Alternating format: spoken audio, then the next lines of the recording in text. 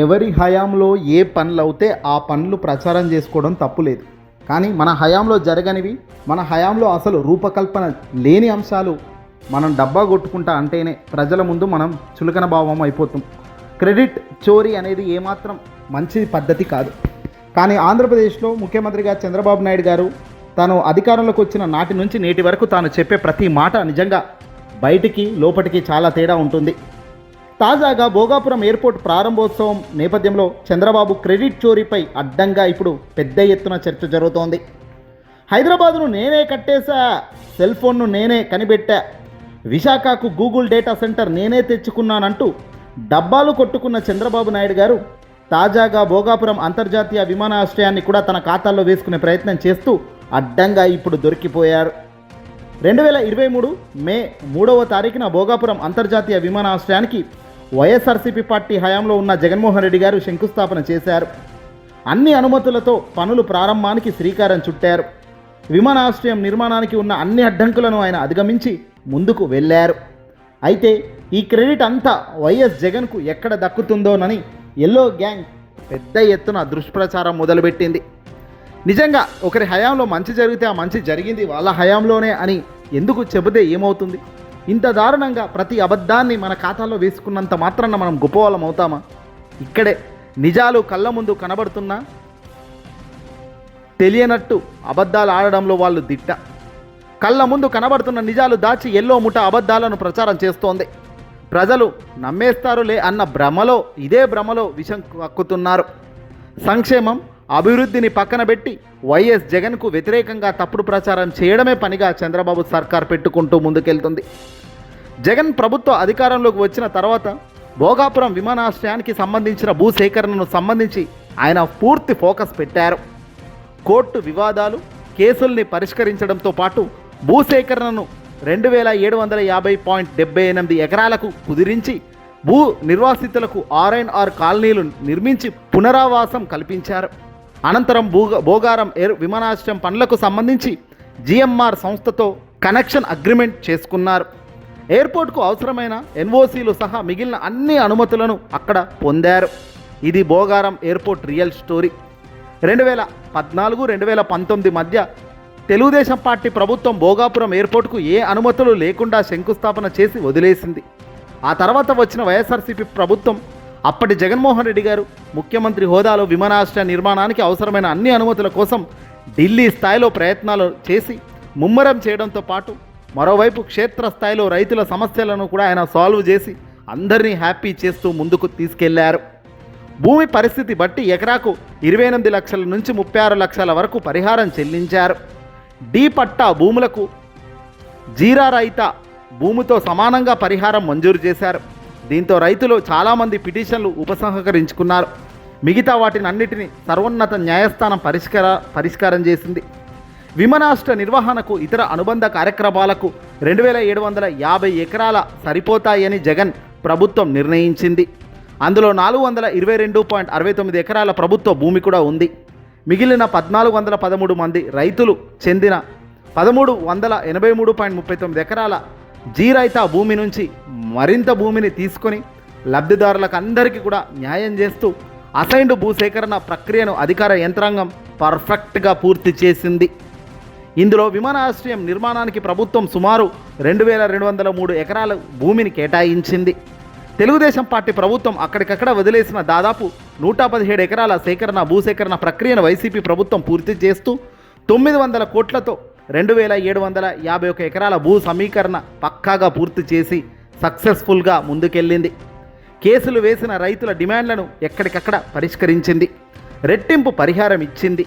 ఇల్లు కోల్పోయిన 376 మంది నిర్వాసితుల కుటుంబాలకు దాదాపు 80 కోట్లతో టౌన్షిప్ను తలదన్నేలా సౌకర్యాలతో మంచి కాలనీలు నిర్మించి వాళ్ళకిచ్చి సంతోషపరిచింది. ఇన్ని చేసి చివరికి ఈరోజు భోగాపురం ఎయిర్పోర్ట్ చూస్తుంటే ఆ క్రెడిట్ మొత్తం చంద్రబాబు తన ఖాతాలో వేసుకునే ప్రయత్నం చేస్తూ ఎల్లో మీడియాను అడ్డు పెట్టుకొని దుష్ప్రచారం చేయడం న్యాయమేనా? బహుశా ఒకరు ముఖ్యమంత్రిగా ఉన్నప్పుడు బహుశా ఆ ముఖ్యమంత్రి చేసిన మంచి పని చెప్పాల్సిన పని లేకపోతే సైలెంట్గా ఉండు, తప్పులేదు. కానీ ప్రచారం చేయడం ఎందుకు పనిగట్టుకొని? పైగా ప్రచారం చేయడం అటుంచి ఎల్లో మీడియా దుష్ప్రచారం చేయడం మరీ దారుణం కాదా? ఒక మంచి పని నువ్వు చేయకపోగా, నీకు అవకాశం దేవుడు ఇవ్వకపోగా పక్కవాడి అవకాశం పక్కవాడికి ఇచ్చి ఆ పక్కవాడి చేత మంచి జరిగి ప్రజలు మంచి పొందుతున్నప్పుడు అది ఓర్వలేక అది జీర్ణించుకోలేక దాన్ని కూడా మన ఖాతాలో వేసుకోవాలన్న దుర్మార్గపు ఆలోచన మంచిదా? ఆలోచన చేయాలి ప్రజలారా. ఏదో ఒక రోజు మార్పు రావాల్సిందే. ఎప్పటిదాకా ఈ కక్షలు, ఎప్పటిదాకా ఈ ఇదే మాదిరిగా బురద జల్లే కార్యక్రమాలు, చోరీ చోరీ చోరీ ఎంతకాలం చేస్తావయ్యా ఈ చోరీ? 40 ఏళ్ళ సీనియర్ రాజకీయ నాయకుడు నన్ను చెప్తూ వచ్చా, హైదరాబాద్ మొత్తం నీ కళ్ళారా నీ చేతులారానే అభివృద్ధి చేశానంటావు. బెంగళూరు, చెన్నై, తమిళనాడు అన్ని రాష్ట్రాల్లో నీ ప్రమేయం ఉందంటావు. దేశవ్యాప్తంగా గొప్ప హోదాను నాకు ఉంటే నేను వద్దు నాకు హోదాలు వద్దు అని అన్నాను అని గొప్పగా ఆటలు నువ్వే చెప్తావు. టెక్నాలజీ తెచ్చింది నువ్వే, సెల్ ఫోన్ కనబెట్టింది నువ్వే, సిమ్ కార్డు ఎలా వెయ్యాలో చెప్పింది నువ్వే, శుక్రుడికి గురువుకు ఎలా ప్రకృతిని నడిపించాలో కూడా బహుశా నువ్వే చెప్పి ఉన్నావేమో. పైనున్న సూర్యుడు చంద్రుడు ఏ టైంకు ఎక్కడ వెలగాలో చెప్పింది బహుశా నువ్వేనేమో, మాకు తెలియదు. కానీ ఇప్పటిదాకా ఒక లెక్క, డిజిటల్ మీడియా డిజిటల్ సునామీలో నువ్వు చెప్పే అబద్ధాలు వరదలా కొట్టుకుపోతాయి సుమా, జాగ్రత్త. భోగాపురం ఎయిర్పోర్టు విషయంలో జగన్ తన అధికారం హయాంలో వైఎస్ఆర్సీపీ పార్టీ తన హయాంలో చేసిన మంచిని భోగాపురం ఎయిర్పోర్ట్ ఈ పొద్దు టైం టు టైం ఫినిష్ చేయగలిగిందంటే అది జగన్మోహన్ రెడ్డి గారు తన హయాంలో స్పీడప్ చేసిన విధానానికి శ్రీకారం చుట్టవచ్చు. కానీ ఇక్కడ చంద్రబాబు నాయుడు గారు ఏం చేస్తున్నారు? తన హయాంలో జరిగిన ప్రతీదీ లాగేసుకోవడమే తనకు ఉన్న చోరీ గుణం.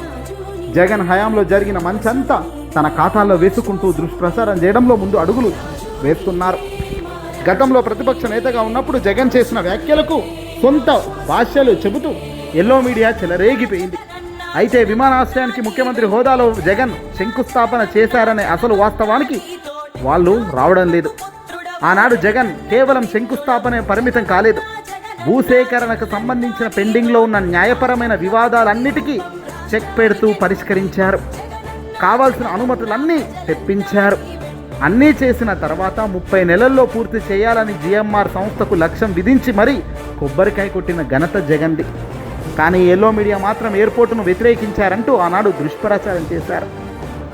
భోగారం అంతర్జాతీయ విమానాశ్రయం కోసం చంద్రబాబు 2015లో రైతుల నుంచి 15,000 ఎకరాలను సేకరించాలని నిర్ణయం తీసుకోవడంపై స్థానిక రైతుల్లో పెద్ద ఎత్తున ఆందోళన వ్యక్తమైంది. ఈ ఆందోళనతో జగన్ కూడా ఏకీభవించారు. అంతర్జాతీయ ఎయిర్పోర్టుకు అన్ని ఎకరాల భూమి ఎందుకయ్యా అంటూ నిలదీశారు. 2,300 ఎకరాలు ఉంటే సరిపోతుంది భూమి, నువ్వు 15,000 ఎకరాలు ఏం చేసుకుంటావు? అన్యాయంగా రైతులను మోసం చేయడం ఎందుకు అంటూ ఆ రోజు ఆ మాదిరిగా మాట్లాడిన మాటలను వక్రీకరించి భోగారం ఎయిర్పోర్టుకే జగన్ వ్యతిరేకించాడు అన్నాడు అంటూ ఈరోజు మాట్లాడడము దుష్ప్రచారం చేయడం నిజంగా పరాకాష్ఠకు పరాకాష్ఠ, మీ అధికారంలో ఉన్న వాళ్ళ పరాకాష్ఠ. చెన్నై ఎయిర్పోర్ట్ ఎన్ని ఎకరాల్లో ఉంది, ఢిల్లీ ఎయిర్పోర్ట్ ఎన్ని ఎకరాల్లో ఉంది అని ఆనాడు జగన్ ప్రశ్నించాడు, రైతుల పక్షాన నిలబడ్డాడు. చివరకు చంద్రబాబు ప్రభుత్వం సేకరించాల్సిన భూమిని తొలుత 6,000 ఎకరాలకు, ఆ తర్వాత 2,700 ఎకరాలకు కుదించుకుంటూ వచ్చింది. చివరకు 2017లో చంద్రబాబు అధికారంలో ఉన్నప్పుడే 2,700 ఎకరాల్లో ఎయిర్పోర్ట్ నిర్మాణం చేపట్టాలని నిర్ణయించడంతో పాటు ఇందుకోసం ఏర్పాటు చేసిన Bhogapuram international airport limited company పేరు మీద 1,500 కోట్లు అప్పు కూడా హడ్కో నుంచి తీసుకోవడానికి అనుమతిస్తూ జీవో ఇచ్చారు. అయితే బలవంతపు భూసేకరణ వ్యతిరేకిస్తూ కొందరు రైతులు ఆనాడు కోర్టు మెట్లెక్కారు. ఇవేవి పట్టని ఎల్లో గ్యాంగ్ ఆనాడు భూసేకరణ వ్యతిరేకించి ఎయిర్పోర్టును అడ్డుకున్నారంటూ ఈరోజు ప్రచారం చేయడం ఏంటి? ఇక ఇదంతా ముగిసి 2019లో జగన్ తన అధికారంలోకి వచ్చిన తర్వాత 2,600 చిల్లర ఎకరాల్లో దీన్ని కుదించి పక్కా ప్లాన్తో రైతులకు ఏం కావాలా, ఆ భూములు ఉన్న రైతులకు ఎంత ఎకరాలు ఎంత డబ్బు ఇస్తే వాళ్ళు సంతోషపడతారు అనేది లెక్కలతో సహా పర్ఫెక్ట్గా అనాలిసిస్ చేయించిన అనంతరం భూములు ఆ రైతులు ఆనందంగా ఇచ్చేలా భూములు తీసుకొని కోర్టు సమస్యలన్నిటినీ చెక్ చేసుకుంటూ ఎక్కడికక్కడ పునిస్టాప్ పెట్టిన అనంతరం జగన్ విమానాశ్రయం పూర్తిగా ఫినిష్ చేస్తూ ముందుకు అడుగులు వేశారు. ఈరోజు కేవలం ఇంత తక్కువ సమయంలోనే ఆ ఎయిర్పోర్ట్ అయ్యింది పూర్తి అంటే దానికి కారణం ఆనాడు జగన్మోహన్ రెడ్డి గారు పరిహారాలన్నిటినీ చకాచకా ఫినిష్ చేసి జిఎంఆర్ సంస్థకు అప్పజెప్పి వాళ్ళకు ఒక టైం లిమిట్ అనేది కూడా పెట్టడం జరిగింది. ఆనాడు 2026 చివరి కల్లా భోగాపురం ఎయిర్పోర్ట్ ఫినిష్ అవ్వాలి, ప్రజలకు సర్వీస్ అందించాలి అనే లక్ష్యం ఆనాడు జగన్ ప్రజల ముందే చెప్పాడు ప్రజాసాక్షిగా. అదే అక్షర సత్యంగా ఈరోజు అమలవుతూ పోతున్నప్పుడు దీనికి సరే ఈరోజు అంటే అధికారంలో చంద్రబాబు నాయుడు గారు 2024లో కూటమితో భాగంగా అధికారంలో ఉండొచ్చేమో, తనకు జగన్ పేరు ఎత్తడం ఇష్టం లేక ఉండకపోవచ్చేమో, దానంతట మాత్రాన అన్యాయంగా ఎప్పుడుదో తెచ్చి తెలియని ప్రజలను మభ్యపెట్టడం సరికాదు. ప్రజలారా ఒకటి గుర్తుపెట్టుకోండి, మంచి ఎవడు చేసినా మంచిని గమనిస్తున్నది మాత్రం పైనున్న భగవానుడు. ఆయన ఉన్నాడు, చూస్తున్నాడు.